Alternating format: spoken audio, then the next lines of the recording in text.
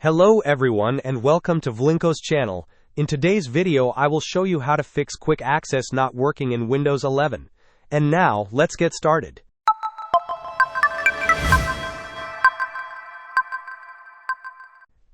If you are experiencing issues with quick access not functioning correctly in Windows 11, there are a couple of straightforward troubleshooting steps you can take.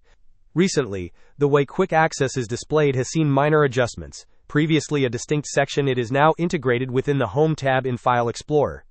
If you are unable to locate it or it appears unresponsive, the first solution involves restarting the Windows Explorer process.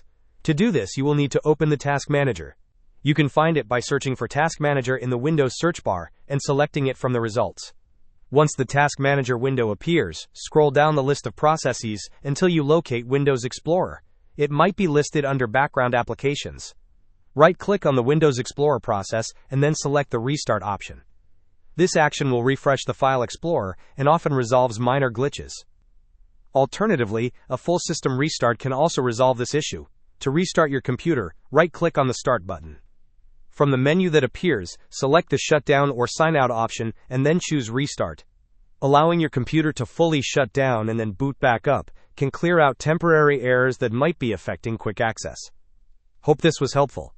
Don't forget to like and subscribe if you enjoyed. As always, thanks for watching, and I will see you in the next video.